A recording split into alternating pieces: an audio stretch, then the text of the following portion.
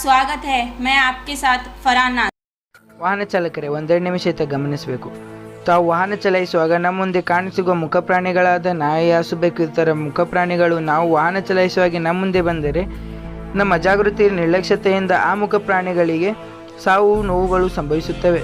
ಆ ಮುಖಪ್ರಾಣಿಗಳು ಮನುಷ್ಯರಂತೆ ಅಲ್ಲ. ನಮ್ಮಲ್ಲಿ ಯಾರಾದರೂ ಸತ್ತು ಹೋದರೆ ಒಂದೆರಡು ದಿವಸ ಆ ದುಃಖಿರುತ್ತೆ. ಮುಖಪ್ರಾಣಿಗಳು ಹಾಗಲ್ಲ.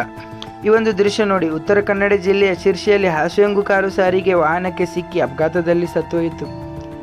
ಇದನ್ನು ಕಣ್ಣಾರೆ ನೋಡಿದ್ದು ಆ ಹಸು ಪ್ರತಿದಿನ ಆ ವಾಹನವನ್ನು ತಡೆದು ತನ್ನ ಆಕ್ರೋಶವನ್ನು ವ್ಯಕ್ತಪಡಿಸುತ್ತೆ.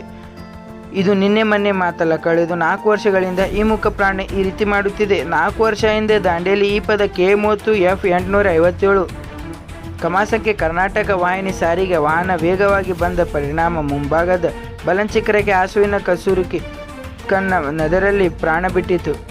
ಆ ನೋವಿನಲ್ಲಿ ಈ ಹಸು ಪ್ರತಿದಿನ ಆ ಬಸ್ಸಿಗೆ ಸಿಬಾಗಿಯ ರಸ್ತೆಯ ವಿಭಾಗದಲ್ಲಿ ಕಾಡು ವಾಹನ ಬರುತ್ತಿದ್ದಂತೆ ಎದುರು ಬಂದು ನಿಲ್ತಿತ್ತು.